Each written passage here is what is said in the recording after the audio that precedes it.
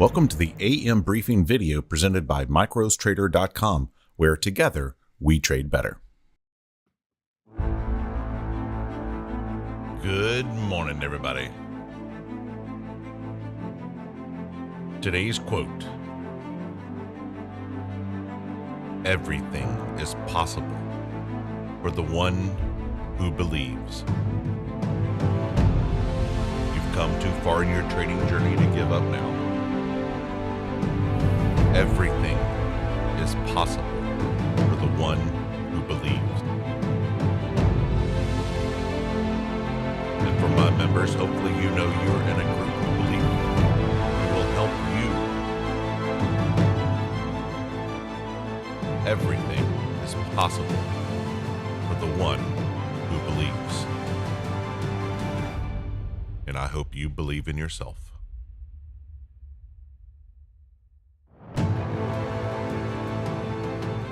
Good morning, traders. Happy Tuesday, May the 14th. AM briefing brought to you by microstrader.com, where together we trade better. This is episode number 178. All right, let's get into it.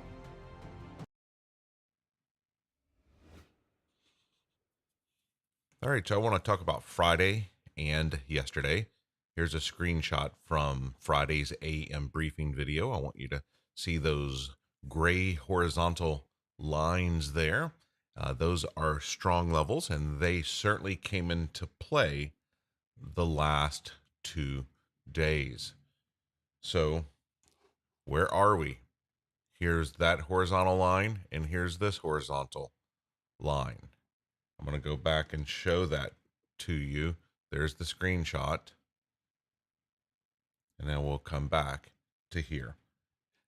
And so us having these strong levels on our charts helps us be better traders. We're pretty good at knowing where price bounces, and you see this every day on the AM briefings.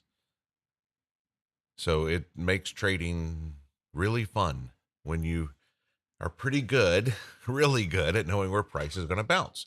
And if you think having lines like this on your chart would help you in your trading, check us out at MicroStrader. So yesterday was a twinsy day. I have twins. Has a twinsy day of the day before. Isn't that really cool? You don't get to see that very often, but a twinsy day. So where are we? Well, trend, let me pull up trend. So it bounced along this high time frame trend really well. And then we opened and we didn't see the opening again. And then it was just ridiculous complex chop. One of my traders did phenomenal yesterday. Congratulations, Justin. And just traded masterfully. So congratulations to him. So we finally broke that little bit of trend line. But what are we now? We're in 8 sessions of straight sideways and chop bouncing between these strong levels. And isn't it interesting how we go from strong to strong, from strong to strong? That's just really cool to see that stuff. So ranges, well, one of the neat things in our group, we know we're at the top of this range. Is it any wonder that strong level matches up with that range?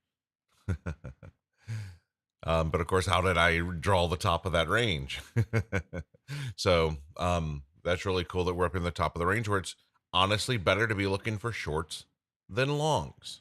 It's just a difficult environment in the sense of we were obviously laddering up, but we were coming to a strong level again. Previous day high, strong range, and it failed once again. That is really cool and fun to watch. Certainly. It's hard to go short here, though, whenever you're trending up. But it had several reasons that you could have if you wanted. I told my group I would be, if this thing pushed through, I would be going short off this strong level here. But that didn't happen, so no big deal. I just missed that drop. In fact, I had 0 trades yesterday, 0 trades, which is fine. That happens from time to time. Who cares? The casino's open tomorrow, right? So VPOCs and single prints. I'm going to turn off my strong levels. VPOCs and single prints within this visible area here. I'll pull this in a little bit. So you can see the set of single prints down here at 1525, VPOC at 2950, and you can see this set at 86 as well. Of course, all those levels are on the website under the price map at microstrader.com. Strong levels we went over, sessions, highs, and lows. You should be marking those. It's really helpful when you have these visual blocks, but make sure all of those untested lows are marked, untested highs are marked, and untested halfbacks are marked. And you can see an assortment of those markings there. This one I need to adjust. Now, this matched this high. Did it miss it by a tick or get it at a tick? I'm going to nail it in. I thought it matched it exactly. So what I'm going to do is I'm going to put Friday plus Monday RTH high, plus it's the IB high, just for thoroughness. And actually, I'm going to change this to London overnight high plus Friday RTH high and that IB high, and then is actually a new RTH high right here, Monday RTH high. So let's make sure that's in there. Let's turn on the magnet tool to be specific here. Very nice. And then we want to know the halfway distance of that. So we turn on our pre-flight indicator here, and I want to know where is half that distance. So RTH halfback is right here. RTH halfback. When we zoom these things in here,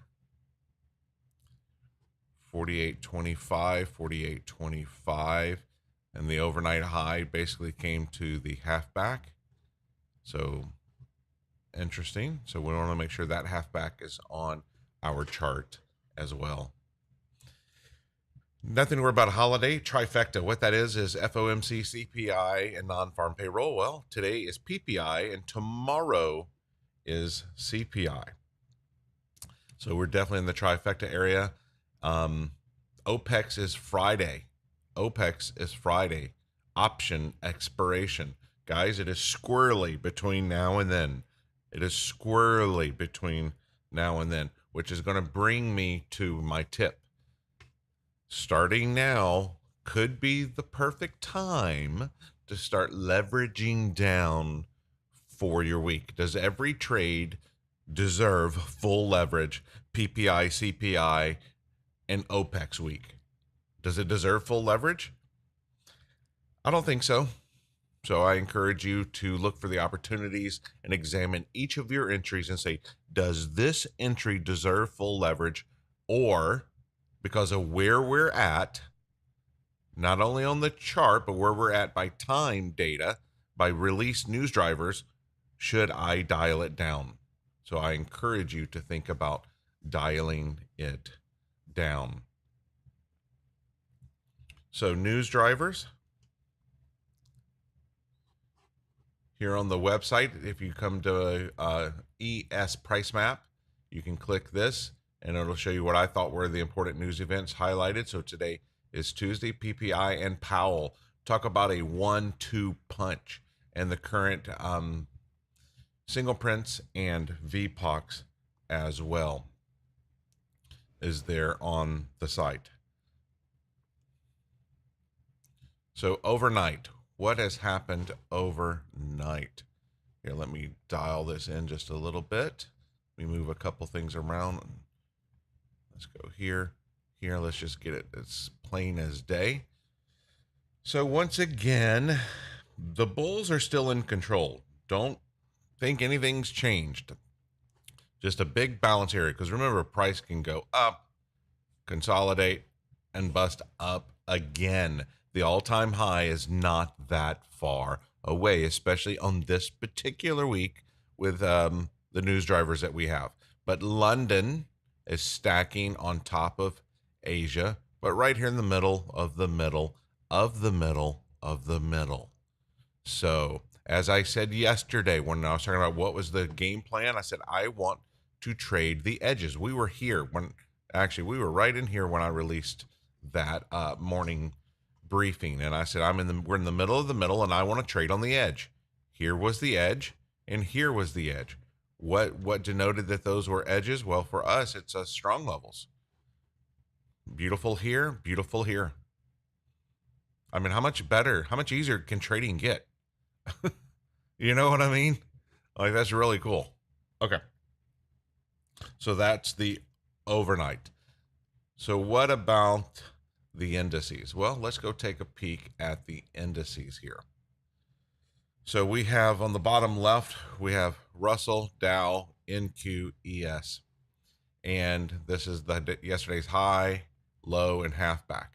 So let's come out and just look at the halfback. Where are we in general? Well, two of them seem to be under the halfback and two seem to be at the halfback, but we're still all within range. Are we all in the same train? Yeah, we're all in monster slop and chop. Let me bring my train over here. Choo choo. Where are we going? I don't know the answer to that question yet, but we will be live on Zoom in our group before the PPI news release. So those are the indices. And so what's the game plan? Same as yesterday. I want to be at an edge. I don't want to trade in the middle of the middle. Maybe the 7:30 news release will come and grab. I mean, which side of this liquidity does it want? What do I know?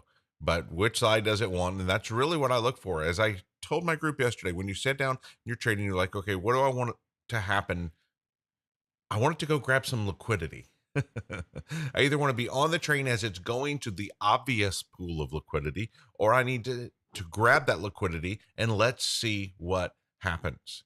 In this case, we have an equal attraction at the top, equal attraction at the bottom, and we are in the middle. So patience with PAY caps, bolded, double underlined with arrows pointing at the patience. Okay? My humble opinion. And if you'd like to be part of a live trading room that trades mainly the S&P ES MES contract, check us out at microstrader.com. If you like what I'm doing, like and subscribe, and may price always bounce your direction. Stay green, my friends, and to learn more about our group, go to microstrader.com.